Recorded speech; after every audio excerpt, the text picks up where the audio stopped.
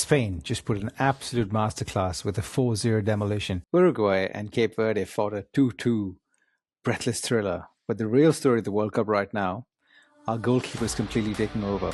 From Eloy Room's heroics to Alireza Beiranvand's locking down Belgium. Let's get into it.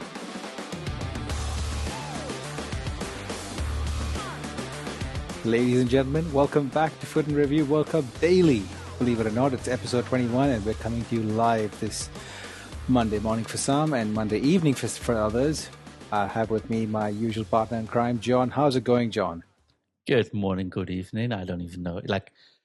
I don't want to complain here, Shaq, but it's quite a grind, honestly. Hey, but we're doing it for a good cause because we're doing it for some fun watching the football, gives us something to talk to, and there's people that are actually giving us some great feedback on what we're doing. So we'll just keep going, I guess. I never said it wasn't worth it, but I'm definitely feeling it. It's just 4.5 weeks left, mate. Yeah, that's true. 4.5 weeks will fly by. I was just telling my kids the other day that the games are coming in thick and fast because they're getting so used to watching 4 games in each day. Eventually, it's going to be 1 game a day, and then 1 game every other day, and then 1 game every 3-4 days, and then it'll be gone. We will miss this. Anyway, before we get any further and break down the tactical stuff of today, just a quick shout out to anyone that is hearing us and wants to support us just by buying us a coffee. All you have to do is just jump into buymeacoffee.com/FUTInReview, and that should be simple. Right. John, there was a lot going on yesterday. We had the Spain game we were wondering whether Spain would come back and have another day like they had against Cape Verde. Then we had thought maybe Saudi could do something against Spain, and then we had a couple of other games. So let's start with the Spain versus Saudi Arabia. 4-0 Spain, complete smashing. What do you think happened in the game? It should have been a complete smashing. At the start of the tournament, we knew that could happen, should happen, would happen. I think that Saudi Arabia started pretty naive, though. They had a lot of space to Yamal, for example, who stood out there again. And 4-0. I think it's a result as expected. They tuned down the gas when it was 3-0 up. They scored a pretty silly 4-0, which was an own goal, I think, even. Yeah, subbed in some players, but I think Yamal brought in some spark to the team. Yeah. I mean, it's crazy as it sounds because he's only 18, but it did boggle my mind that this is his first World Cup start. And that really, really was, it caught me off guard because I completely forgot that the last time the World Cup was played, he was probably 14. Oh, he was 14. I mean, yeah. The talent shows, right? Probably one of the world's greats. I wouldn't say he's right there yet, but he's still 18. If he gets at 23, 24, and he stays fit, because that's always a concern with Barcelona players these days when they bring in. I think, we're looking at one of the world's best players ever, probably. Yeah. I completely agree. He's got a lot. He's got everything in the tank. In fact, within the first few minutes of playing, he was trying to dribble 2 defenders, I think 3 defenders, and he did a lot of moving left and right and up and down, and then actually put one of them down just by muscling them out. He's 18. And the one good thing about all that, the way he was moving, was the fact that any injury concerns, they're not there. Because you won't be able to move like that if you had any sort of injuries or anything in there. So this is really good news for Spain. Hey. True. I mean, I also think the first match was also unlucky, right? It happens. We saw it with Netherlands, we saw it with Spain, we saw it with Belgium, maybe a different story, but we saw it a lot with the first matches being a little bit uncanny, maybe, and then afterwards the pressure's on and they'll go through it. That's true. It was still a decent game, and I'm glad that they went through with it, and I'm glad Spain pulled through and they're able to shine. I was really happy for Oyarzabal because if you looked at him in the first game, we just thought, you could just pretend that he was the problem, but he was magnificent today. He did really well. Lack of creativity was probably the biggest issue in the first game, right? Yeah. And I said, the first game when Yamal came in for 20 minutes, he saw a massive difference already. And I think this time around, they also played a lot more direct. So a lot more forward passes, a lot more through balls, just going for it. And a couple of shots from the second line from out of the box. Probably the best way to apply pressure on him. And you score early and basically done. So, yeah. Technically not the most interesting match to watch. But yeah. No. I think that one of the players that usually confuses the hell out of me is Ferran Torres. I can never tell whether he's good or not good, but he does some brilliant things during the game. And then sometimes you just think, what are you? Are you a striker? Are you a winger? He's not clinical enough for a striker. He's not fast enough for a winger. He's not. Yeah. Any thoughts on Ferran Torres? Yeah, he's very much comparable to Malen from the Netherlands. Oh, yeah. Like he starts as a striker, you at his teams, get a lot of space, then he can actually get in behind and score goals. Often also put to the side because he's just as fast, but not really like a winger. Not the official winger cut inside and shoot sort of player. Not really at number 10 either. He's one of those players that if your team is in a flow and he gets freedom to move around, yeah, you're probably very lucky to have him. But he's also the player that I'm afraid that like you can't build your team around him either. So no. That's key. That's the problem with players like him, where you can't really build around them. But overall, good result for Spain. We'll quickly move on to another game that was really, I found it a very hard watch. Apart from one particular goalkeeper, it was Belgium versus Iran. 0-0, another golden generation coming to an end. Well, is it the same golden generation, or is it moved on to another golden generation with Belgium? Well, I think they're past the golden generation now. If you look at the golden generation, there's three left: Lukaku, De Bruyne, and Courtois, of course. Yeah. Courtois had a terrific match, by the way, so good saves as well. And he's just good, right? He's just probably best goalkeeper at the tournament, although he has not got the team that concedes that many chances that he really stands out. But if you see some of the saves, technically it's just perfect. So just putting it out there, not underestimate Courtois. De Bruyne got bullied yesterday.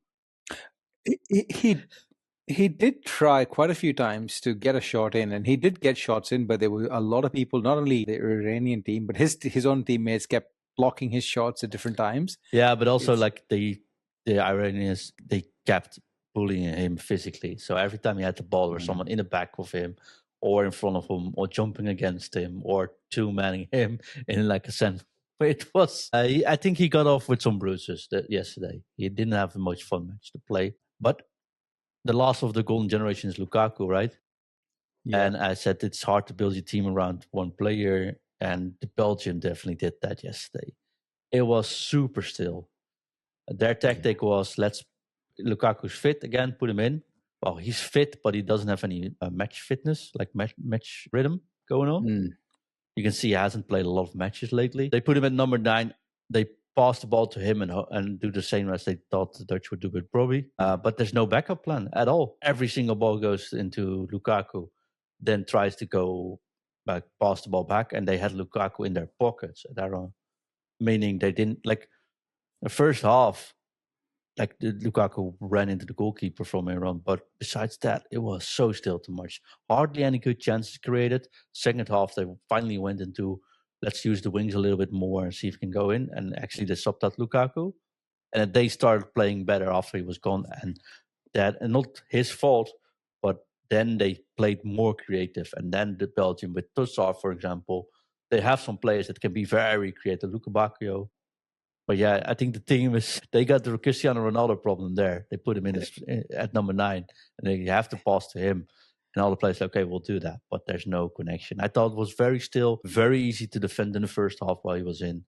And when he was out, we had the goalkeeper who had some terrific saves. So yeah, Alireza Beiranvand, amazing game. I think it's becoming a tournament of the keepers, and we'll talk in more detail about Alireza in a minute. But I just want to point out as well, Iran had a disallowed goal through VAR, which was a fraction offside. It was overturned by VAR. Correct goal.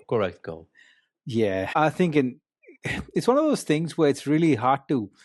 It can go either way with plain sight, but it is. We've got to trust VAR and move on with it, I guess. Well, the picture was good, and it was offside. Yeah. I mean, rules. This was offside. It was a really cool studied free kick, though. Yes. I was very surprised Belgium got surprised by that one. Without it, like, it reminded me of a goal the Dutch scored 2 years ago in the European Championship. Yeah. But they did the same on the 16-yard box, and Koopmeiners scored. It works if you don't do it too often. But it's also like a focus, I think, because it was clear they were up to something there. Just going back to Belgium, I just thought one interesting stat about Belgium. They are unbeaten in their last 15 competitive games, but have not scored with 53 consecutive shots at a World Cup, dating back to one goal they scored in Qatar 4 years ago. 53 shots and one goal so far. Yeah. Well, the resilience shows in the team, though. But it's like you got a scoring issue there, and it will end up costing them if they don't change things around. Yeah. And I think Lukaku, like building the team around Lukaku, is what's causing them issues this week. They need to have a backup plan. I think tactically this was poor. I was watching like 25 minutes in, and I'm like, this is all they do, and people are sitting around me. And the next 5 balls were Lukaku and back, Lukaku and back, and Lukaku and back. Like, yeah, well, this is not really interesting or hard to defend either if you know what's going up, right? So, yeah. It is a bit frustrating. If you look at the group, they have Belgium's got Egypt, Iran, themselves, and New Zealand. And if they finish anything above like a third in here, it's bizarre. How is Belgium? Yeah, they should have smashed. Yeah, they should have smashed this group. But again, I think that it's also a part where I think we'll talk about the next game, which is Uruguay versus Cabo Verde. We'll just move along to the other game, which is you can draw some parallels with Uruguay as well. I think being in groups where, for example, with Belgium, you would expect Belgium coming in, assume that they would just literally walk over and just get through. And it's really hard to switch that mentality back to trying to fight for your places. And it probably has caused them a bit of stress as opposed to Cabo Verde, for example, who've just come into the tournament thinking that, yeah, every game is going to be hard. We have Spain, we have Uruguay, and maybe Saudi Arabia would be the last game that we play.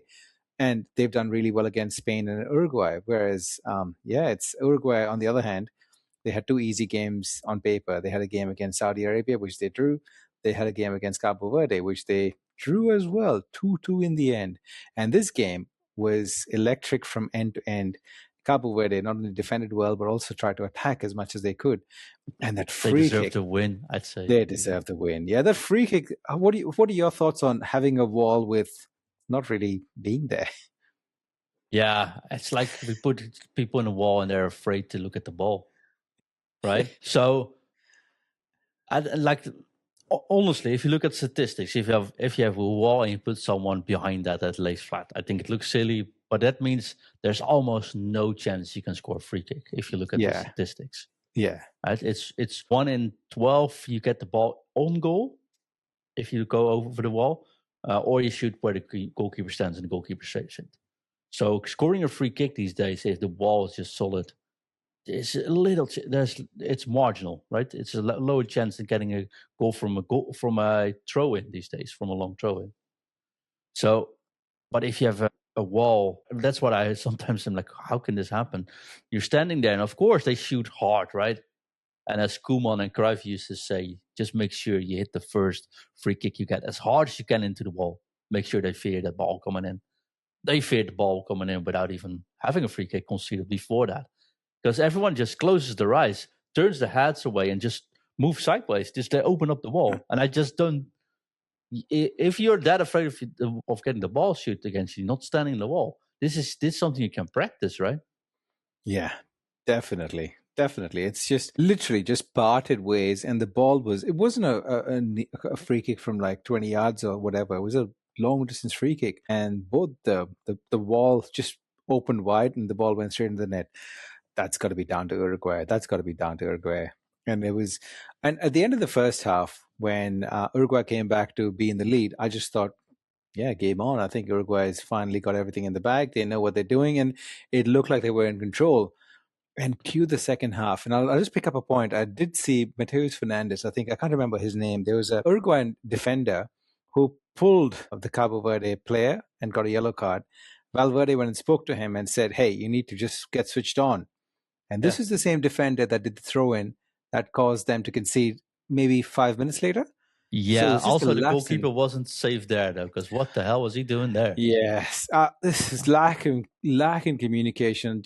That was a complete abstract. I think two of the people came to take the ball. The goalkeeper had no business being there, and that resulted in an epic point for Cabo Verde, which is well deserved, very well deserved. Muslera, goalkeeper. Muslera. Yeah, so the Muslera, so He's the my throw-in age. was, it doesn't mean much, but the goalkeeper from Cape Verde is my age, which maybe says more. But the throw-in was so poorly defended. Like, what are you doing there? You're just falling asleep. Mm. And it wasn't the first time either. And that's what I saw with Uruguay. This is the second match in a row where but they got a pretty strong team, mate. If you look at the individual players and you look how they're standing, look at the manager, and like, no, they got everything to be that fighting squad that can get like quarterfinal, semi-final, even if they fight a lot. Like, they can make every team difficult, but they're just not switched on. And this, like, they scored 2 goals, and the second one was really cool as well, just by sheer strength of will / class difference. Yeah. But Cabo Verde, I should say, when they had so many encounters, if they were a little bit technically better, they would have won this match, and they would deserve winning this match. And I just don't get that, because also, like, there was a counter where they were 4-2 on Cabo Verde, where the defender was just falling over in midfield, getting the ball, just getting fumbled off the ball, and just laying on the floor. And like, and maybe that works, but this tournament we've seen, they're not blowing the whistle that easily on, like, if you have physical contact. It's just, I just don't get it. I think Cabo Verde, they're very happy with the draw, and it's 2 points out of 2 matches, which is terrific for them. And they scored the first goals in the World Cup. It's like a beautiful story, but they actually should have won this match, and they should already been through. Yeah, I completely agree. And I just feel really bad for Uruguay because they have, as you said, they have everything in there to be a good team, and they've got a really good manager, got amazing players. But I think they're missing that striker, that one person that can actually score the goals. And I think Darwin Núñez being on the bench, and Darwin Núñez not being the Darwin Núñez that everyone, even Liverpool fans, thought he was, it's just not helping them. And he came on from the bench, didn't do much. In fact, I think the goal scorer that they had is Araujo, who's technically a defender. Maxi Araujo, who's technically a right back, a full back for Sporting. He's been scoring the goals as a winger. He's doing well, but that's not really what he's doing really well. But I don't know. Do you reckon they can get through? I honestly don't. Yeah, well, the thing is, the 3 teams will probably go through. But there's this team, this group. I'm just thinking out loud now. But aren't they like all tied up now?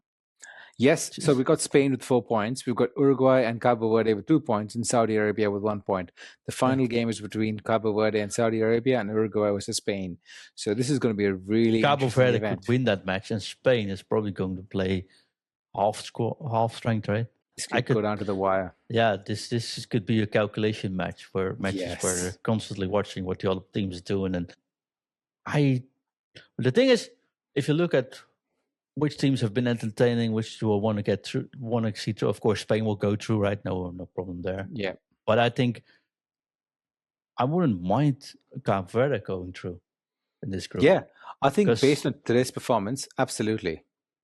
Yeah, I think they performed well. I love the spirit of the team. It looks like a party. The emotions run high. Like when they scored a second goal, the players from the bench were crying, I mean, that's football, right? And they should just go through. Yeah, that's interesting, but yeah, some close groups, much closer than I expected, honestly. Do FIFA deserve some flowers for this tournament? No. We'll discuss that later. Hey, we'll discuss that later. But so far, I'm yet to find all those people, including myself, who assume that there'll be a lot of dead rubber games. Every game has been fantastic. Moving on to the next game, which is New Zealand versus Egypt. And our local All Whites, they're called. Things happening where they went in the lead. What is happening with this World Cup, John? Not only are we getting a lot of amazing goalkeepers, but we're getting a lot of crosses and amazing headers that are going into the goal. And New Zealand, what a header. What a header. I don't know. Like, I need to run some statistics, right? I've not been there yet, but also when you watch 4 matches a day and do a podcast, there's little time to actually do anything else. So, but normally I'm like, if you cross the ball, it's a lower chance you get even a header in than if you just pass the ball into and take a shot, right? If you shoot a ball at goal, there's a higher chance it goes in than if you head a ball on goal. Yeah. So in European matches, when we see high level plays, we don't see many crosses. We don't see many headers because those are lower percentage and the margins are very thin. Maybe it's because, hey, we're smaller teams, we play bigger teams. We'll just try to head the ball in, to cross the ball in and head. But we've seen Japan doing it and scoring it. We've seen so many crosses. We've seen so many headers just hitting the goal that I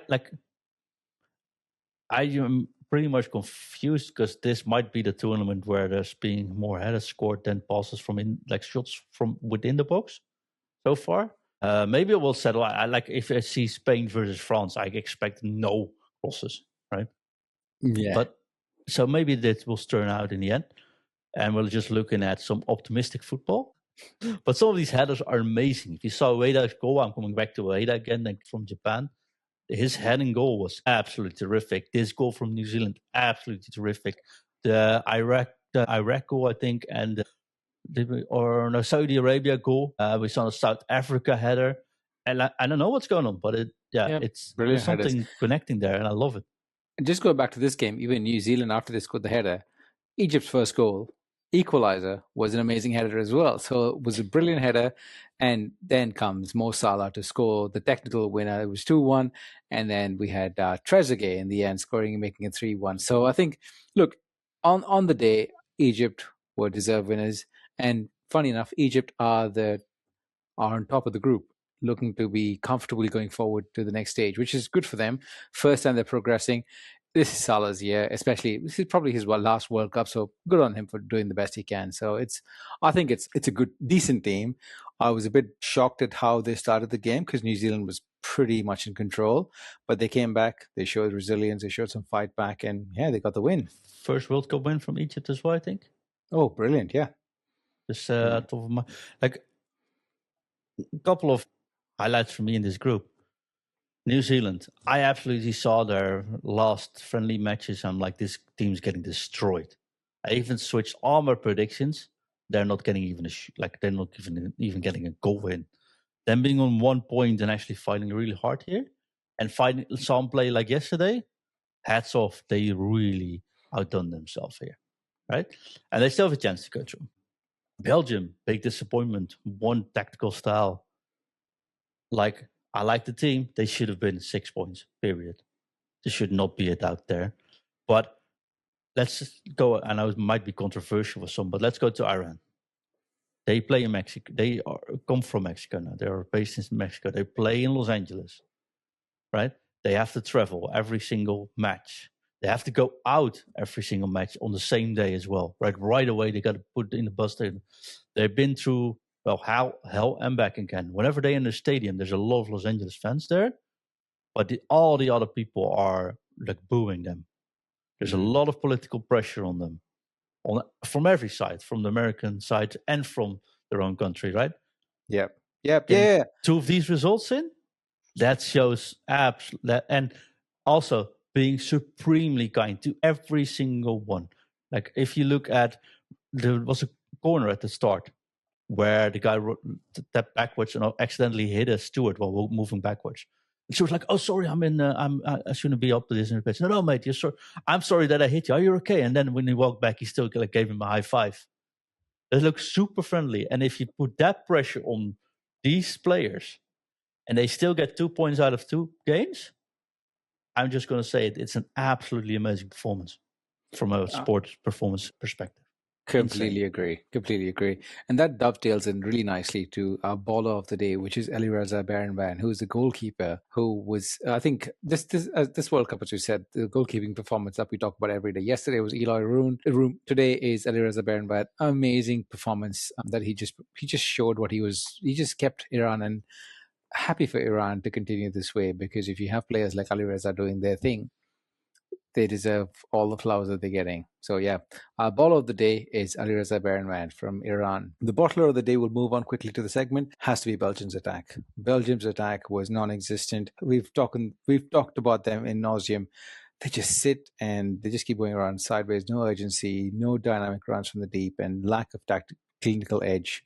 It's very concerning. It is really concerning, and I really hope that they can come back. And the drama of today is the live math. As we discussed before, the last match day, there's going to be a lot of things riding on these games and the results. Every goal will mean a lot to not only what's going to happen to the team that scored the goal or conceded the goal, it'll be to the other teams in the group and also the other teams that go on to the next stages of the tournament as well. So the drama, this World Cup is really peaking very nicely. Hey, John. Yeah, there's some groups which are very interesting to check out. Like if you have the group with Brazil, Morocco, and Scotland, they're at 4-4 and 3 points. Of course, Haiti's out, but yeah, that last match is counting for everyone. Except like they will all go through, but it also can go either way. They can all end up first or third, so to speak. So that is interesting to see. Also, same in the Netherlands, of course, with Japan. I think that can go either way. But it's probably Japan or Netherlands enter first. But you don't know who you can play. The only weird thing is, like, if you look at the group from the Netherlands, Group F, the number 1 plays number 3 out of that group from Brazil, right? Yeah. Group C. So, but all the matches in Group C will be played before the Netherlands will play their next match. So when going into the next match, the Netherlands could actually look like, hey, if we do lose, we play Scotland, for example. Or hey, if we win with more than 2 goals, or let's say Scotland finishes third, and they can actually say if we win with 2 goal difference, you know exactly what you need to do to play a certain team, which feels a little bit off for me. But that does happen. Literally, that does happen most years as well, because this sort of yes, but normally you have 2 teams, going in, and the third match sort of even means nothing anymore. Yeah. And now it can go either way. So there's something there. But also, if you look at the group, Germany is of course through, but Cote d'Ivoire, Ecuador, but even Curacao, they can all still progress. True. There's only been Turkey and Haiti, I think, are done now. That's all the thing. The rest can still go to Tunisia, Turkey, Haiti, Tunisia. They're the 3 teams that are completely gone. Yeah, that's it. I expected way more at the start of this tournament, to be fair. Right. That's a wrap on a massive Monday edition, John. I think we'll just take it there. We'll come back tomorrow to discuss Argentina, Austria, France, Iraq, Norway, Senegal, and Jordan versus Algeria. Amazing clashes coming up. And listeners, all you have to do is just follow us on socials at FUT IN Review on Instagram and FUT IN Review Podcast on TikTok. A 5-star review on Spotify, Apple Podcasts will be a huge help for us. And share this pod with anyone that listens to any podcasts about football or is interested in the World Cup, is a fair weather fan, and your country's doing well. Yeah, just share this on to someone else. And obviously, you can support the pod at buymeacoffee.com/FUT IN Review. We will be back tomorrow. Have a lovely one. Bye-bye.